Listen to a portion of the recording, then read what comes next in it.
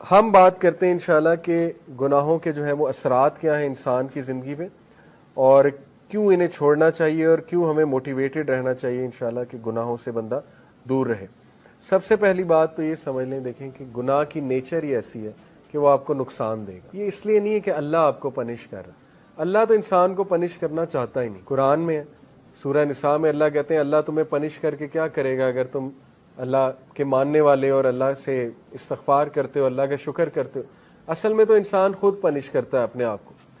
تو جس طرح ایک ریڈیو ایکٹیو مٹیریل نقصان دہ ہے، اس کے قریب آپ جائیں گے آپ کو کینسر ہو جائے گا گاما ریز کی وجہ سے، اسی طرح گناہ ہے، آپ اس کے قریب جائیں گے ہو ہی نہیں سکتا آپ کو نقصان نہ ہو، نقصان آئے گا ہی آئے گا، تو وہ ہم خود اپنا نقصان کر رہے ہیں، ٹھیک ہے۔ تو اس کے اثرات کیا ہیں، سم of the consequences of sun, ابن القیم کی کتاب سے اخذ شدہ ہیں یہ کانسیکوینسز، 9-10 کانسیکوینسز انہوں نے بتائے ہیں۔ یہ اس لیے ہے کیونکہ نفسیاتی طور پہ ہمیں جب ایک چیز کے اثرات پتہ لگ جائیں کانسیکوینسز، تو موٹیویشن آ جاتی اس سے بچنے کی، اس لیے بتا رہا ہوں، ٹھیک ہے۔ پہلی چیز ہے جی کہ نالج سے ڈپرائیو ہو جانا، جتنا بھی آپ کو علم تھا جو بھی تھا اس سے ڈپرائیو ہو جاتا ہے انسان، کیونکہ نالج لائٹ ہے، نور ہے، گناہ جو ہے وہ نور کو لے لیتا ہے۔ اور یہ اکثر اسلاف جب ان کے پاس کوئی شکایت کرتا تھا آ کے کہ میری میموری ویک ہو گئی ہے، یا مجھے کچھ چیز یاد تھی، قرآن کا کچھ پورشن یاد تھا وہ بھول گیا ہے، تو وہ اکثر انہیں یہی ایڈوائز کرتے تھے کہ آپ استغفار کریں، کیونکہ گناہوں کی وجہ سے چیزیں بھول جاتی ہیں، ٹھیک ہے۔ تو یہ ایک بہت بڑا اثر ہے۔ اللہ معاف کرے کسی نے قرآن حفظ کیا ہوا ہے اور وہ بالکل نکل گیا ہے دل سے، تو یہ ایک فکر کرنے والی بات ہے، اور اس کو کوشش کرنی چاہیے اس کو واپس لائے، اور اپنے گناہوں کو بھی ظاہر ہے ان سے توبہ کرے۔ دوسری چیز، رزق کا چھن جانا۔ اللہ کے نبی صلی اللہ علیہ وسلم نے فرمایا، ابن ماجہ کی حدیث ہے، صحیح حدیث ہے، ایک شخص کو رزق ملنا ہوتا ہے حلال سے، لیکن وہ جلد بازی کر کے گناہ کر کے وہی رزق حرام سے لے لیتا ہے، تو پھر اس کو ایکسٹرا کچھ نہیں ملتا، جو اس نے لے لیا وہ مل جاتا ہے، نہ اللہ کی ہیلپ اس کے ساتھ ہوتی ہے۔ اور یہ جو حدیث ہے جو میں ابھی سنانے لگا ہوں، یہ کیا ہے؟ A man is deprived of provision because of the sins that he commits۔ انسان کو رزق سے ڈپرائیو کر دیا جاتا ہے اس کے گناہوں کی وجہ سے۔ اب یہاں پہ ہو سکتا ہے آپ کے ذہن میں سوال ہے کہ نہیں یار فلانا اتنے گناہ کرتا ہے، وہ تو موجیں کر رہا ہے، ٹھیک ہے، اس نے تو پلاٹ بنا لیا، یہ کر لیا وہ کر لیا۔ تو دیکھیں رزق 4 طرح کا ہوتا ہے: financial wealth, emotional wealth, social wealth, time wealth. ہو سکتا ہے اس کے پاس فائنینشیل ویلتھ ہو لیکن نہ ایموشنل ویلتھ ہو۔ ایموشنل ویلتھ کیا ہے؟ ذہنی سکون، وہ بھی رزق ہے۔ غنا، ٹھیک ہے، دل میں ایک سیٹسفیکشن۔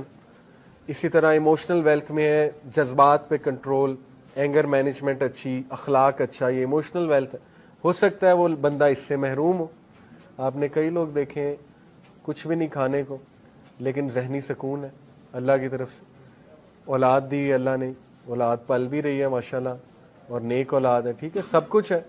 تو کیا یہ رزق نہیں ہے؟ بالکل ہے۔ سوشل ویلتھ اسی کو کہتے ہیں کہ آپ کی اولاد اچھی ہے، آپ کی بیوی اچھی ہے، آپ کا جو ہے وہ گھر والے اچھے ہیں، آپ کے ساتھ لوئل لوگ جمع ہو گئے، تو وہ بھی رزق ہے۔ ٹائم ویلتھ، ٹائم میں برکت، آپ کے کام جلدی ہو جاتے ہیں، ٹھیک ہے، آپ کرتے ہی وہ ہیں جو اللہ سبحانہ و تعالیٰ کو پسند ہے، یہ ٹائم میں برکت ہے۔ تو جب ہم گناہوں میں پڑتے ہیں تو یہ ہمارا رزق ڈپرائیو ہوتا ہے، ٹائم سے برکت اٹھ جاتی ہے، ٹینشنیں بڑھ جاتی ہیں، ٹھیک ہے، ٹائم مینجمنٹ ویک ہو جاتی ہے۔ نمبر 2، آپ دیکھیں نا گناہوں میں وقت کتنا ضائع ہوتا ہے۔ اللہ معاف کرے اگر ایک گناہ عادت بن چکی ہے، 4 گھنٹے 3 گھنٹے لوگ اس میں پڑے رہتے ہیں، ٹھیک ہے، اور وہ ضائع ہو رہا ہے وقت۔ سوچیں کتنا وقت ہم جوانی کا ضائع کر دیتے ہیں، ٹھیک ہے، ان چیزوں میں، اللہ معاف کرے۔ تو اس سے نکلنا ہے، اپنے آپ کو موٹیویٹ کرنا ہے۔ پھر آپ دیکھیں سوشل ویلتھ، ہمارے ساتھ لوگ ہی ایسے آ جائیں جو ہمیں کھانے کو تیار ہیں اور بس ان کی نظر ہماری دولت پہ ہو، تو پھر یہ کون سا رزق ہے؟ اس کا مطلب ڈپرائیو ہو رہا ہے اور گناہوں کی وجہ سے۔ پھر آپ دیکھیں ایموشنل ویلتھ، ذہنی سکون ہے ہی نہیں، ہر وقت ٹینشن ہے، ہر وقت سٹریس ہے، ہر وقت پریشانی ہے، ہر وقت منہ پہ شکایت ہے، تو اس کا مطلب گناہوں کے اثرات آ تو رہے ہیں۔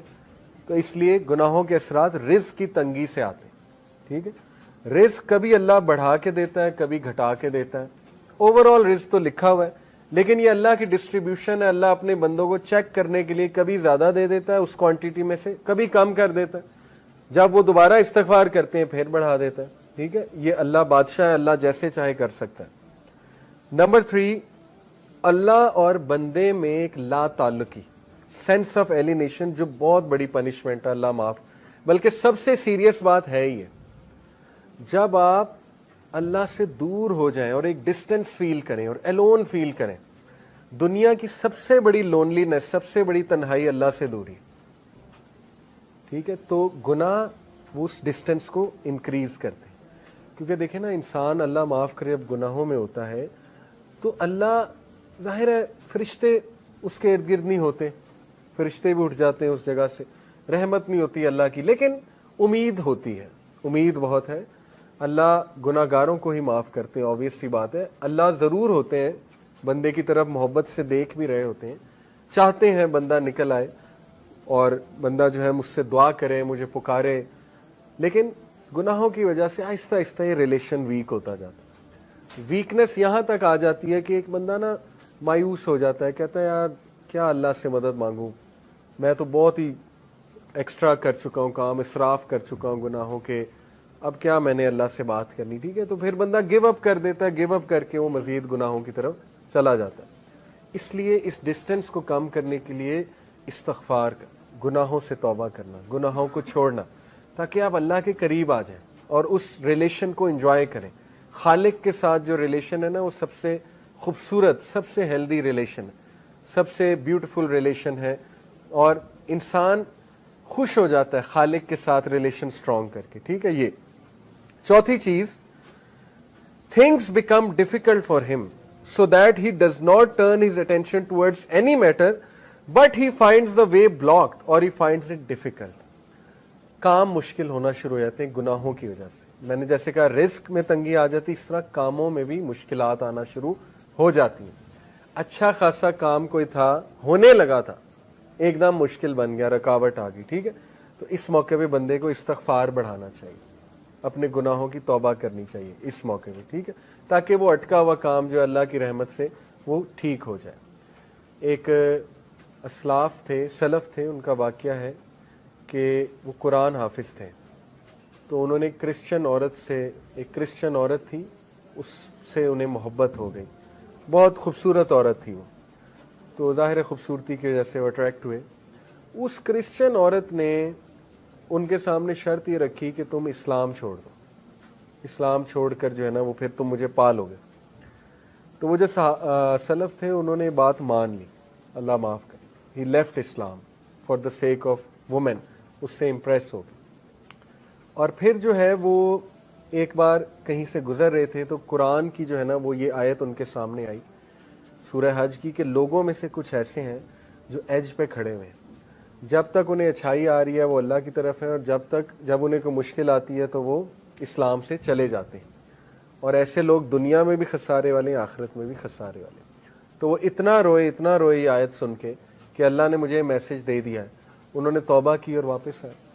तो मैं आपको बताने का मकसद ये कि कई असलाफ आपको नजर आएंगे जो बाद में मुहद्दिस बने, बड़े बड़े टीचर्स बने, दीनदार लोग बने, उन बहुत डार्कनेस में थे, बहुत ज़्यादा। जैसे अब्दुल्ला बिन मसलम का वाक़या है, इमाम बुखारी के टीचर, शराबी थे, शराब छूटती ही नहीं थी, ठीक है। शराब के नशे में धुत थे। एक दिन इमाम अश-शाबी आए, जो कि उस दौर के बहुत बड़े मुहद्दिस थे, गधे पे सवार थे वो, क्योंकि रसूलुल्लाह की सुन्नत है, गधे पे रसूलुल्लाह ने सफ़र किया हुआ है।